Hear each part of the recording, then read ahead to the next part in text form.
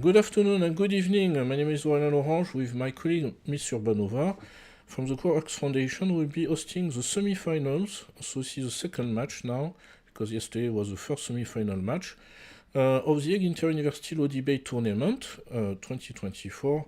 So I give the floor to my colleague who will be hosting the match now. Thank you, Professor Laurent, and also big welcome and thank you to the participants.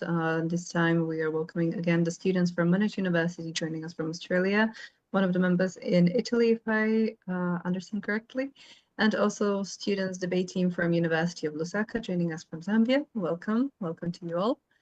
It's been quite a journey, I believe, since February over the several debates and teams that you have met on the way.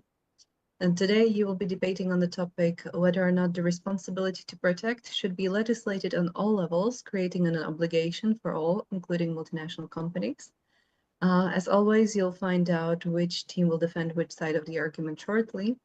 But for the judges and also the audience, maybe it's good to run through the introductions one more time before we reach the final round.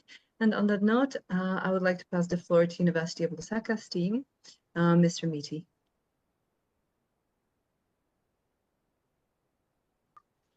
Thank you very much. My name is Tino Meaty, first speaker for the University of Lusaka. Very happy to be here. Ready and excited to debate with you guys. Thank you and welcome. From Monash University, Mr. Law. Hi, I'm Joel from Monash. I'm doing a Bachelor of Laws and Bachelor of Arts. I'm in my 4th year. Thank you and welcome. From University of Lusaka, Mr. Kashinga. Good afternoon, everyone. My name is Oscar Kachenga. I'm in my third year, second semester at the University of Lusaka, studying law. It's a pleasure to seeing everyone to take part in this debate. Thank you and welcome. From Monash University, Mr. Tan. Good afternoon, everyone. My name is Michael. I'm a final year Law and Commerce student at Monash. I'm very excited for this debate and wish everyone the best of luck. Thank you and welcome. From University of Lusaka, Ms. Mandela.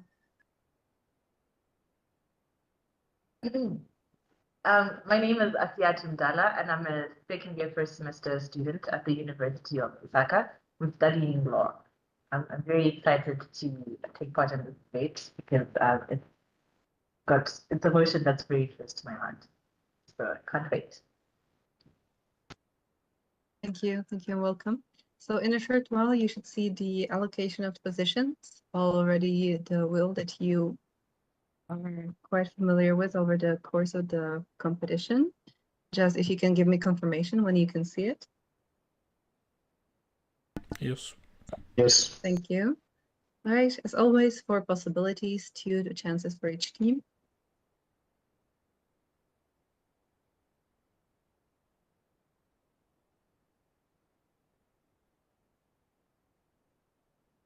Right. Well, for today's debate, for today's semifinal, it will be the team of University of Lusaka that will be arguing in favor of the motion and thus arguing that the responsibility to protect should be legislated on all levels, creating an obligation for all, including multinational companies, whereas it will be the team of Monash University that will argue against this motion. You will now have 5 minutes to finalize your preparations, and afterwards the team in favor will start with your opening statements. Good luck.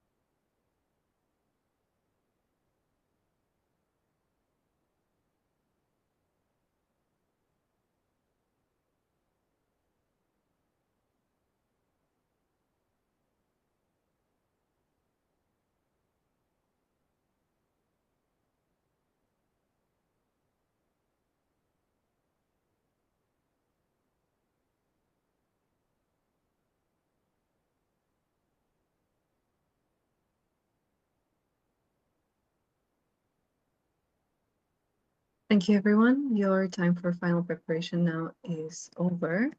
We'll be starting with the team in favor, University of Lusaka. You will now have 4 minutes for your opening statement whenever you're ready. As always, yellow card will be indicating 30 seconds left, and red card will indicate your time is up. You don't have to cut off your sentences short, just comfortably conclude them. You can start. Okay, thank you. Am I visible and audible? You are. Thank you. I'll be beginning and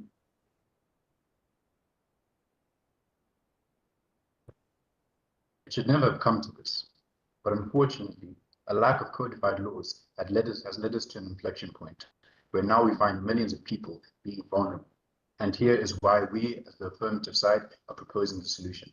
Very good afternoon. As the first speaker, firstly, I would like to head into what we deem to be the key terms of this debate.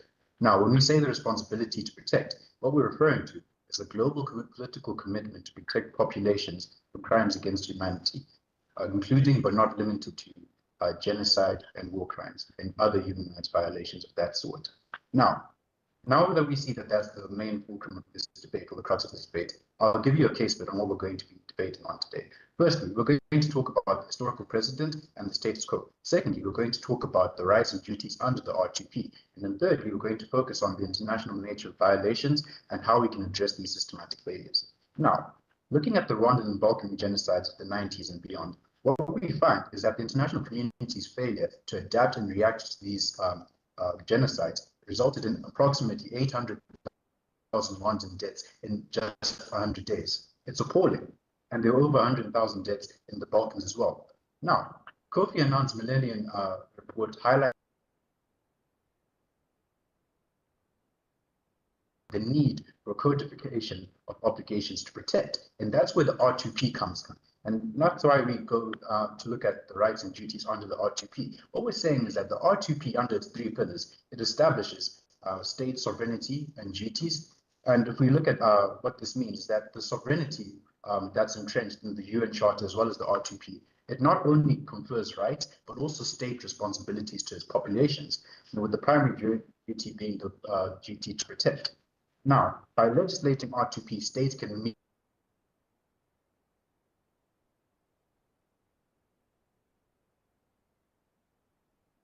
what we now need is formal legislation to take us to the next step. Now, where do MNCs come in? Because MNCs actually have a responsibility under this obligation, as we find that companies like Apple have been complicit and been linked to human rights abuses, and we find in the 2016 Amnesty International. University of Lusaka, you can, if you could restart from your last sentence, your connection cut off and your timer has been stopped. For Monash team, please cut off your cameras. Thank you.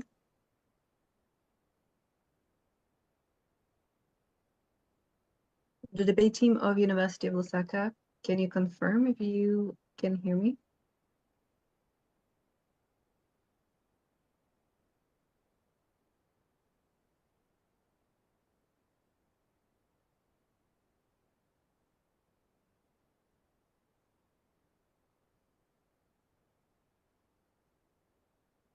All right.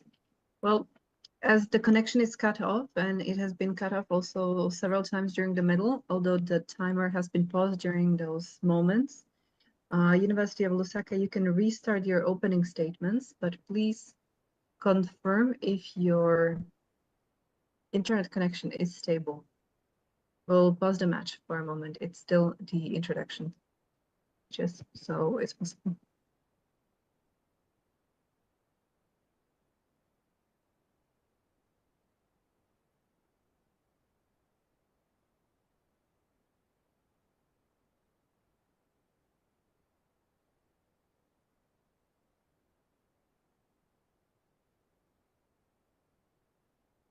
Ms. Mdala or possibly Mr. Miti, Mr. Kachenga.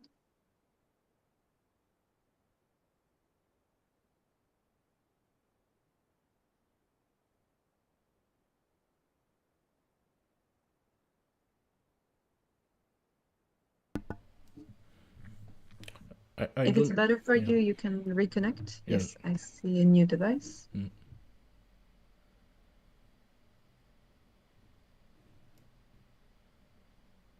Ms. Mdala or Mr. Miti, Mr. Kachenga, can you hear me?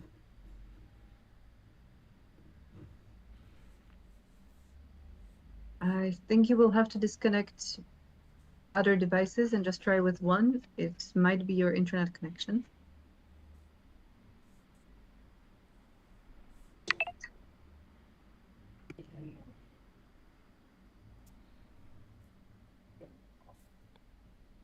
Hello?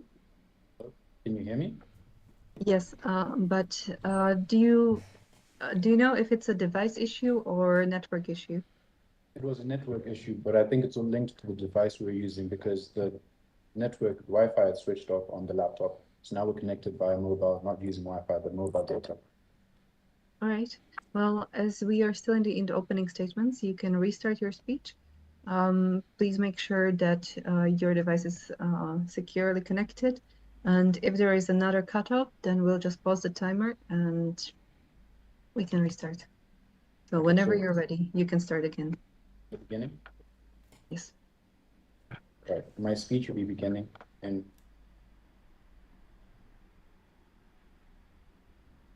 it should never have come to this, but unfortunately, a lack of codification as it pertains to human rights obligations, protecting people and particularly vulnerable people from human rights violations is what has led us to this inflection point. And we as Side Proposition present you with the solution. Now, very good afternoon. Now, leading into this debate, I'll go into define what we deem to be the key term of this debate, being the responsibility to protect. And what we're referring to when we say that is basically the global political commitment to protect populations from human rights abuses, such as crimes against humanity, including but not limited to genocide, war crimes, etc., etc. Now, given a case split, we have three main arguments for Side Proposition. Firstly, looking at the historical background and the status quo and why it needs to change. Secondly, we're going to look at the rights and duties under the R2P. And then thirdly, we're going to be looking at how the international nature of violations needs us to address systematic failures. Now, going to that first point, if we look at a case study of the Rwandan genocides as well as the Balkan genocides in the 90s and beyond, what we found is that the international community's failure to act and respond quickly to these genocides led actually to there being a loss of 800,000 lives approximately in 100 days in Rwanda. And in the case of Balkans, over 100,000 deaths. Now, the result of this was that Kofi Annan produced the Millennium Report, which basically highlighted the failure of the international community to act during these crises. And it underscored a need for there to be a codified obligation to protect. Now, this demonstrates that non-intervention can lead to catastrophic human rights abuses. So now when we look at what the rights and duties are under the three pillars of the R2P, what we then find is that there are state rights and duties, but also those for the MNCs. And what we find is that sovereignty not only confers rights, but duties to protect. And this is the foremost privilege that comes with being statehood. With statehood sovereignty, that's under the UN Charter and also under the R2P, what we find is states have an obligation to protect their citizens. Now, taking a look at the summit outcome of 2005, what we find is that this international agreement already lays the groundwork and the foundation for us to build on. And we already have an indication of how we should also move forward, as we even see with the UN Special Report of 2009, which affirmed that there's a need to codify the R2P.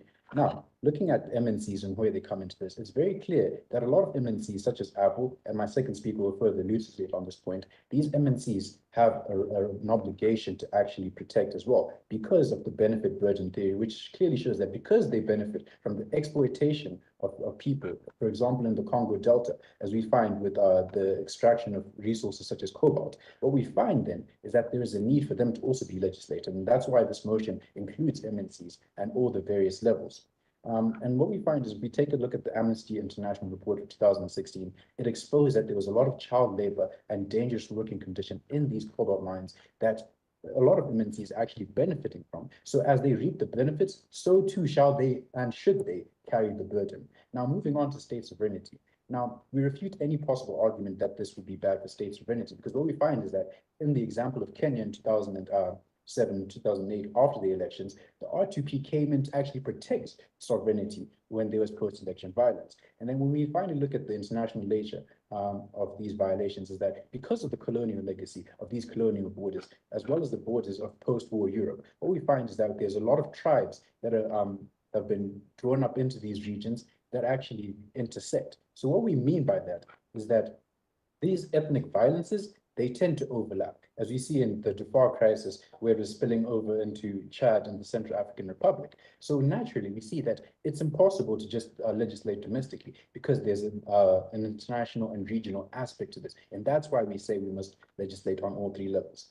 So with that, we'd like to close. Thank you. Thank you very much. Monash University, you have 4 minutes for your opening statement in the against position.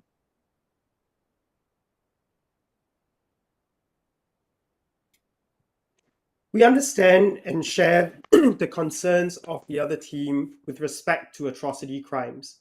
However, we understand that any solution that is proposed requires critical buy-in from the international community. And it is a community that is often led by the US, China, UK, and Russia, all of which care deeply about their sovereignty. We will outline how these countries and those that follow them will resist this policy, placing the international order in peril. This changes nothing on the ground and will instead make conflicts worse. Turning to the first argument, this policy will not prevent atrocities. Nations routinely ignore written law in favor of their own self-interest or the concerns of domestic politics. For example, US law requires a declaration of war from Congress, which is why all modern US wars are classified as police actions. The African Union has adopted a R2P framework, but they find Sudan inconvenient to deal with, so they do nothing. The Genocide Convention compels states to act. Yet for Rwanda, a distinction was simply invented between genocide and acts of genocide, freeing states of actually having that obligation. So the fact is, the internal political environment will always be the more pressing factor when it comes to whether or not states engage in wars, and no law is going to change that. So we ask, what is so infallible about the opposing team's proposal and its law when all those other laws have failed? Turning to the second argument, this policy threatens the international order. The international order and community is fragile. We have seen the rise of conservative nationalist governments that oppose global institutions and persistently look for an excuse to avoid their obligations or pull out of international agreements. For example, the US defunded and interfered with the proper functioning of the WTO and the WHO. Furthermore, states will continue to act in their best interests. The reason why they engage with the United Nations and other international instruments is because the global order provides a platform for engagement without compromising a state's consent. However, states and their citizens will perceive this policy as overriding consent because of two reasons.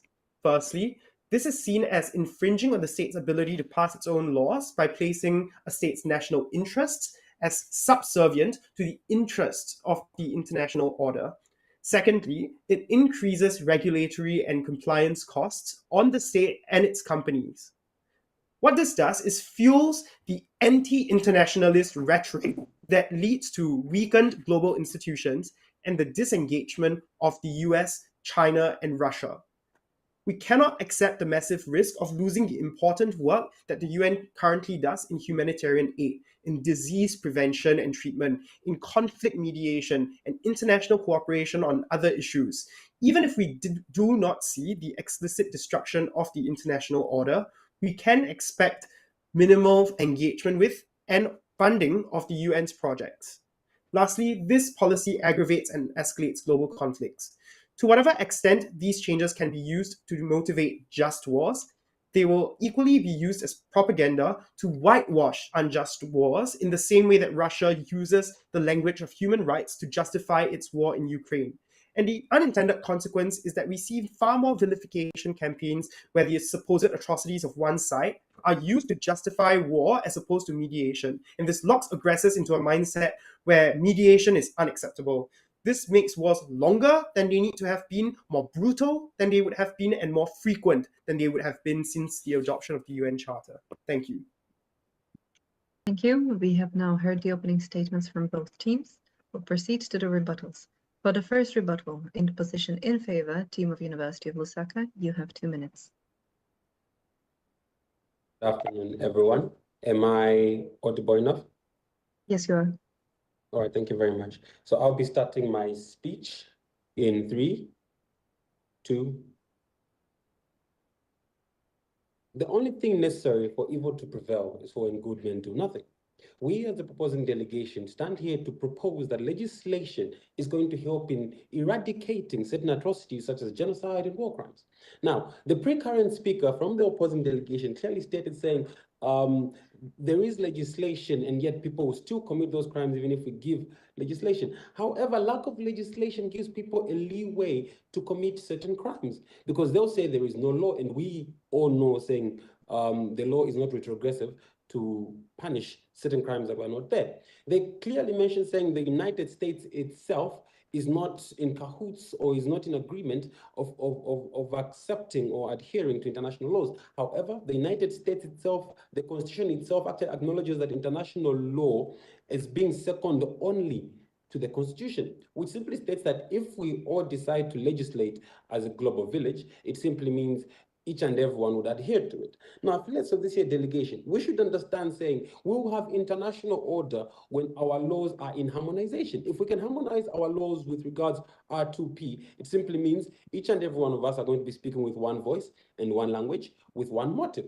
Now, to proceed, if we look at the UN Charter's provisions, particularly those in Chapter 7, provide a framework for collective security and international cooperation, which simply means that each principle or each policy that has been borne up by the United Nations has an intention, it has a framework. Now, if we follow this framework itself, it simply means we can have laws that have already been accepted by the majority of the world itself. Hence, we would actually be able to protect the human rights of each and every citizen.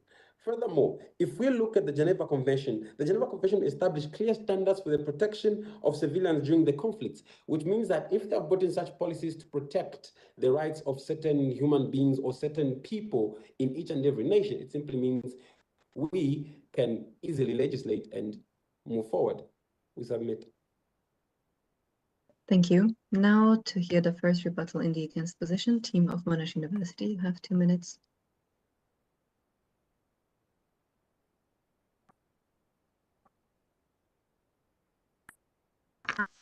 Hello?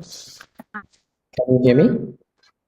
Yes. All right, I'm just going to move to an area that's slightly less echoey. That's cool.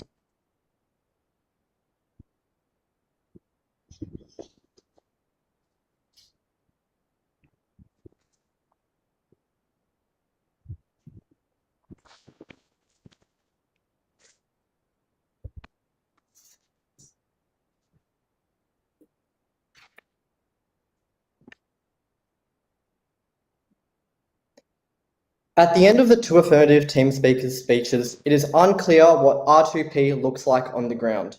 Are they focusing on economic sanctions for economic pressure? Are they requiring states like Somalia to fund free journalism and increase the scrutiny in their legal system? Or are they requiring developed states like France, the EU, etc., to pool funds to fund these institutions? The fact that they haven't distilled what exactly this policy looks like on the ground means that they haven't met their burden in this debate and explaining why this law is different to all the other laws that prohibit genocide and crimes against humanity and why there will be change. We heard no effective responses to Joel's analysis as to why there will be backlash. We told you that this would override the sovereignty of China, Russia, and all other states that would follow them, fracturing the UN. What we heard firstly is that they claimed that this does not go against sovereignty because this policy helped elections in Kenya. But this response does not go to the analysis that we gave you about how this is very different for states like the US or the EU, which would be having to potentially fund or give peacekeepers forces that would be going directly against the interests of their nations. The second response that we heard to this is that this policy would be legislated as a global agenda, and therefore they can assume that the majority of people in the world acknowledges it. Unfortunately, this policy, the question this debate asks is assuming this policy is legislated around, whether that is a good thing. You cannot automatically assume that everyone will be on board with it. That is analysis by assumption rather than analysis by logic. They need to explain why the majority of people in each of these countries want it. Because when these policies are passed and people don't want it, people rebel. They do not enact these policies effectively, and they backlash, fracturing the international order, as Joel told you, impacting efforts of the World Health Organization, UN peacebuilding forces, and things like climate change, which are a whole bunch of other crises that we need the international order in order to protect ourselves. Thank you. Thank you. Now for the second rebuttal for the in favor position, University of Lusaka, you have 2 minutes.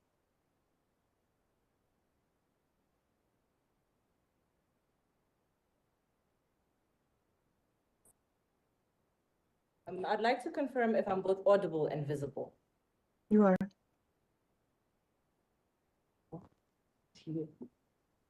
Sorry, am I audible and visible? You are. Okay. I will be beginning my rebuttal in 3, 2, 1. Good afternoon, respected delegates. I'd like to bring to your attention that human life is something that is so intrinsically valued that we can't put a measure to it. We can't leave something so precious in the hands of a gentleman's agreement. And that's why we continue to come here affirming that the responsibility to protect should be legislated on all levels, including multinational corporations. Now, the non-affirmative delegation came here and talking about how this is going to make conflicts worse. And we disagree with that because we have seen on multiple occasions that many countries have come in and invoked the principle of the responsibility to protect in dealing with some of these conflicts. And so the fact that it's already in circulation and already being used shows that it's there to settle disputes. And it's only logical that we now start to bring that obligation on companies and states and all other interested stakeholders so that they can come in and are compelled to fulfill the responsibility that they have towards the societies that they are put in place to protect. And looking at the benefit burden theory, again, multinational corporations have to come in and protect the people that they benefit from. And then the non-affirmative delegation talked about how this threatens international orders and that people are going to pull out of agreements. And that's the reason why we need legislation. We need a higher force, something that people can answer to. Because when we look at the rule of law, no one is above the law. And we want every single person to answer to the law. And when they talked about how it affects the sovereignty of states, please, the responsibility to protect has, as part of its core tenets, sovereignty of states. Now, when we look at law, it's basic principles that every right comes with a responsibility. And we're not going to allow corporations and states to shirk that responsibility simply because people always break the law. That is the exact reason why we need the law, so that we continue to deter people and penalize them for going against the law. We can't sit here and propose for a lawless society. And with that, I submit. Thank you. Now we'll hear the second rebuttal in the against position. Monash University team, you have 2 minutes. No one disagrees that we need laws. I think what we're trying to say is that there's nothing particularly exclusive from the other team's model for what the exercise of the RTP would look like, such that it would overcome the other problems with international law. Because for everything that they've talked about, the dangerous working conditions, the use of child labor, all those things are against the UNCROC, the Convention on Rights of the Child, and International Labour Organization standards. So therefore, the question we put in our opening statement was, what is the infallibility of the responsibility to protect as legislated in the affirmative team's model compared to those international standards and law? And they have yet to give us a satisfactory response.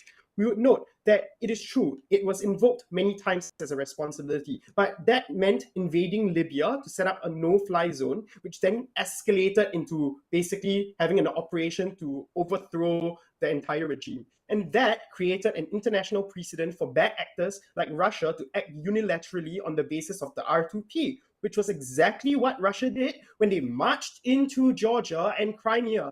The Russian foreign prime minister, even foreign affairs minister, even mentioned the RTP in justifying Russia's actions in the crisis in South Ossetia and Abkhazia in 2008.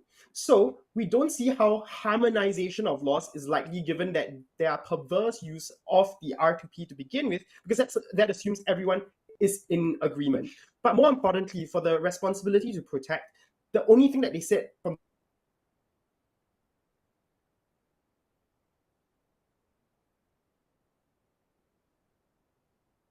Mr. Long, Egypt has very your different. time. All right, thank you. Sorry. Oh, Mr. my Law, timer your says- timer has been paused from the only thing. If you want, you can say your last sentence again. Sorry. What happened? Did I drop out? Yes, you froze. If you want, you can repeat the last sentence once more. Your timer has been paused. I would like to ask everyone else to turn off your cameras. Yeah. Yeah. So all this proves that harmonization of laws is something that is a more likely to a bad precedent that could be perversely used by rogue states. Thank you. Thank you. This now is the end of rebuttals. We'll now proceed with the conclusions. Starting with the team in favor, University of Lusaka team, you have 2 minutes. I'd like to confirm if I'm both audible and visible. You are. Can I please get a response again? I didn't hear that. You are. Okay. I will begin my conclusion in 3, 2, 1. Now, ladies and gentlemen, I'd like to bring the debate back to its focus. Now, the burden of the proposition is of the non-affirmative is to justify why the responsibility to protect is not, it's not necessary for us to have that legislated. And all they've come up here is to give us assumptions of how implementation will be so impossible. And they've given assumptions of how it's going to bring about conflicts and how it's going to threaten international order, but have brought no authority, no facts, no studies to back up their claims. All they have is assumptions. They haven't even started to unpack why it's not necessary to have the R2P legislated instead of just attacking implementation. Because really what we're talking about is the need to have the responsibility to protect legislated and not coming into the nitty-gritties of how it's going to be implemented. And the reason also why we continue to propose as the affirmative side that the R2P should be legislated is in fact the example that they gave of how the R2P was was abused by Russia in the Syrian conflict. That's why we want to write it down as hard law, so we can do away with those caveats that allow people to abuse the law. Because remember, the main objective of the law is to bring about justice. And so what we're saying at the end of the day is that we've looked at history. They talked about the UN Charter and its conventions. All those are just gentlemen's agreements that don't compel people to act. And we've seen in history that people don't act right unless they're compelled to. And so it is our responsibility to be able to protect our citizens as nations and also the people that work for us as multinational corporations to come and protect their rights. And as a society should be putting those things in hard law so we compel every single person who's supposed to act. And with this, we submit. Thank you. We'll now hear the conclusion in the against position. Monash University, you have 2 minutes.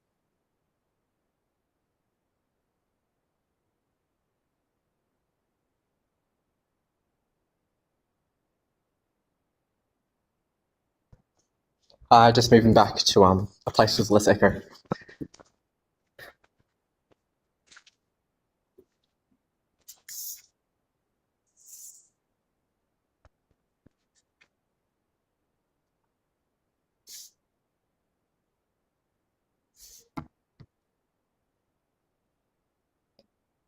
At the end of this debate, the affirmative team was never able to prove that the extremely marginal benefits of R2P outweigh the substantial long-term fracturing of the international system and damage to states. With respect to their benefits, they could never articulate why this policy would be different to other policies before them. They assumed people would want it on the ground, but never analysed the political reality as we did on Team Negative. They mentioned in their two final speeches that there would be higher forces of international law that would create their benefits that they claimed. But they never addressed the reality that there is no Leviathan in international law to force compliance and that the political reality would always be dominant. Taking their best case, maybe in some countries this would work. Maybe some companies would perform better and perform less abuses on the ground. But this is massively outweighed by the harms to the international community that we explained. There'll be the rolling back of global institutions and the funding of important work that the UN, World Health Organization, climate agreements already do already. The fact that they are so cautious in explaining what this requires of developed companies is indicative and damning of their case. They never articulated whether they would be asking money from developed companies, troops, aid, etc., because they knew that no one in these countries actually wants to do this. Because they understand, like we understand, that it'll be a burden too harsh. That there'll be, and as a result, they'll pull out of international agreements. There'll be less money to the World Health Organization to manage Ebola and HIV outbreaks or new climate diseases in the future.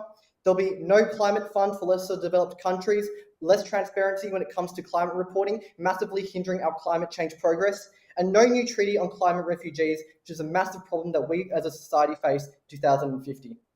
In conclusion, they can at best have a marginal benefit, but this is outweighed by the massive harms that they never addressed. Thank you. Thank you. Thank you. Thank you to both teams. You can now all relax. You're no longer in the graded part of your match. As always, we'll have first the feedback between all the participants before you and you will also receive the feedback from the three judges who will be either watching it later or are perhaps already now watching the live stream on YouTube. On that note, I would like to take the opportunity to thank all three judges for their time and the feedback they will be sharing with the students. And they have been sharing with the students throughout the competition. And thus, without further ado, I would like to pass the floor first to the team of University of Lusaka, perhaps starting with Mr. Miti, on how did you find the debate, the topic, the preparation perhaps, and if there was anything different from the previous rounds.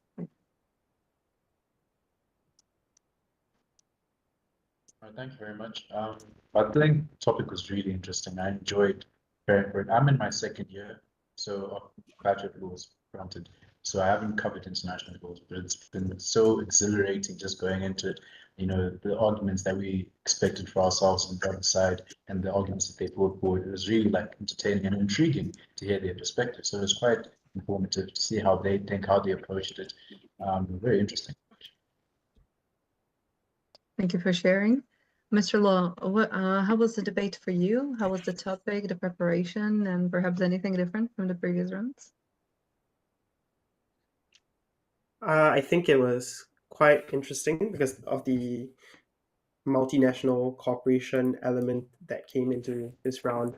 So I mean, when I was thinking about where this debate would go for that, I was thinking, I mean, the thing that came to my mind was, you know, with what's happening in Gaza right now and all the student protests demanding corporations not be complicit, you know, divest from Israel and things like that. So those were some of the things that came to mind. So I thought it was quite an interesting topic, especially given the campus protests that have been unfolding at Monash. So yeah. Thank you for sharing. For University of Lusaka, Ms. Mdala, how did you find the debate, perhaps the exchange of the arguments during the rebuttals during today's match? I found the debate really interesting, and I'm so glad with the engagement that we got from the other team. So it was quite interesting. It really was. But yeah, it was a lot because we had to prepare. We're in the middle of our final exam, so kind of having to come up with all of that research and having to think on your feet, knowing that I've got an exam waiting for me after this. It's kind of hectic, but I did enjoy the debate, and I'm glad they engaged. Thank you for sharing. Mr. Tan, how was it for you, the exchange during the rebuttals, or perhaps even the arguments used by the other team, were you familiar with them from your research of the topic? Firstly, good luck for your exam. Secondly, yeah, our approach from NEG was we really thought that R2P can be conceived of in many different ways, but depending on how you want to put on the spectrum of how hard of an intervention you want to go.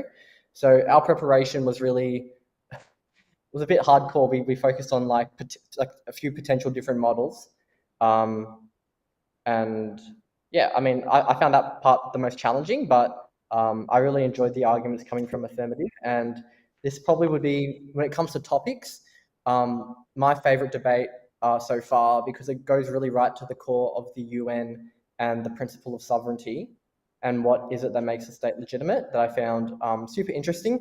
And I've just started studying human rights law at Prato, and so it's been a really nice intersection and a way of developing my own ideas on the subject as well. Right. Well, thank you for sharing.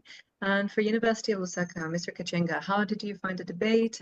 Perhaps the arguments from the other team, were you familiar with them already from the research? Well, the arguments from the opposition were really good. I enjoyed listening to them interact, and I'm in my third year, second semester. I'm actually doing international law right now. I'm writing it next week in my exams, and yeah, the debate was really interesting. Finding points and backing it up with hard law was quite challenging, but it was a beautiful experience. Thank you very much. Right. Well, thank you for sharing, and once again, congratulations to both teams. You have navigated the past 5 months really with cooperation with each other and and through many different topics, through all the rounds. And on that note, if there's anyone or anything that's that you would like to highlight that supported your journey, if there's anyone you would like to thank that supported you throughout the competition or throughout perhaps each individual debates, this could be the spot to do so. Perhaps starting with the team from University of Lusaka, Ms. Mdala.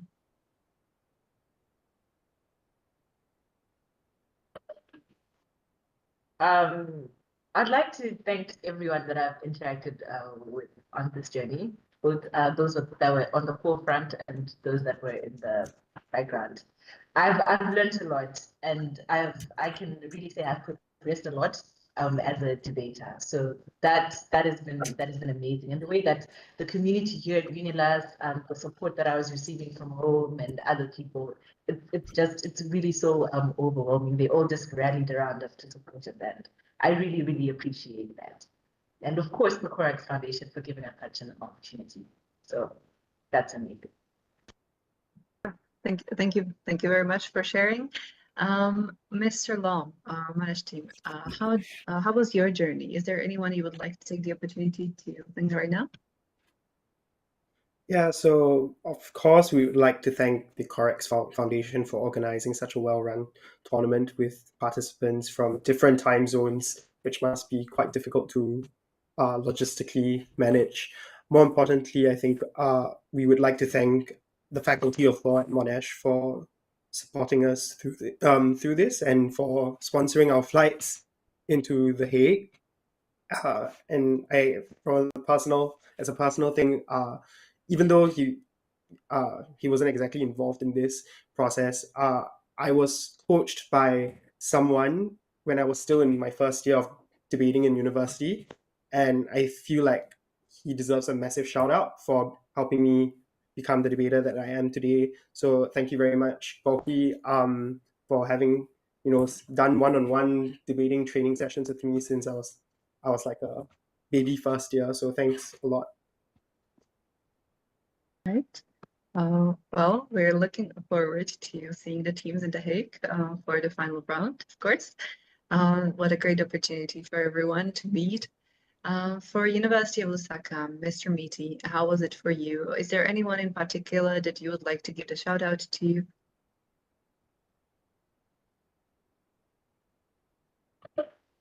Just the community here at the University of Lusaka, they've been quite supportive, just like egging us on and cheering us on, but also our competitors, because every round you guys have done your level best to meet like the standards that we're also trying to meet and make it really competitive, and that brings the best out of us. So it's an experience that we always like to take with us. For that, I think I'm entirely grateful. I'm looking forward to meeting the both of you gentlemen if you do travel as well to the Netherlands. It would be quite nice. Thank you. Thank you for sharing. Mr. Tan, how was it for you? Is there anyone you would like to give the shout out to now? So, like Joel, I would also like to give very massive thank you to Mr. Andrew Gorky. So I'm actually someone who used to be afraid of public speaking. I used to get very anxious doing it. I never liked public speaking, but I forced myself to do debating, and I was going through a bit of a hard time in 2020, the lockdowns and whatnot. Was quite alone by myself, and Gorky didn't know me at the time and decided to do an online debating competition with me, and really taught me a lot about what I know about debating, but also how to conceptually view the world and different institutions. That has been, I think, really important to me in my academic and intellectual process. And I think he's a really amazing individual that doesn't often get a lot of shout out, but he's had a big impact, like honestly, on my life. Like he's an excellent friend and an excellent coach, and so has all my gratitude. Right. What a lovely experience. Now, Korean University of Lusaka, Mr. Kachenga, how was the journey for you? Is there anyone you would like to take the chance to give a shout out to now? First and foremost, I'd like to thank my coaches because they have supported me through it all. Miss Tanya Zabwanya and Miss Lumba Makaputo. I would also like a big thank you to Miss Asiatu Mdala because she has put me on my toes throughout the entire debate, and it actually helped me work harder in getting points and rebuttals and so on and so forth. And I'd also love to thank Corax Foundation because this debate has helped me study, because my international law dealt with it here, my intellectual property law, we've been doing a lot of that, so I've been studying a lot. And I'd also like to thank my family and my friends, and yeah, the opponents as well, because you guys are good. You're good. Thank you very much. Right. Well, thank you very much. Thank you very much for sharing. And also thank you to all your communities, all the people that have supported you on the journey and will most likely continue to support you on your academic and professional journey onwards.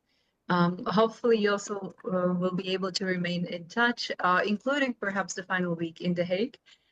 We would also like to thank everyone that made that possible, and also to all the judges and the coaches and the mentors that have made it possible for students to grow overall through the competition. Just a short note from the organization side, don't forget, if you're coming to the Netherlands, to fill in the form to register for the visits.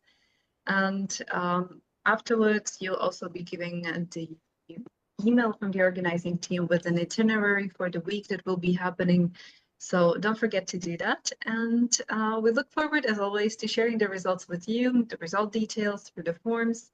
And we're wishing you all the best for the rest of the day, and possibly see you soon. Thank you so much. Thank you. Bye. Thank you. Bye.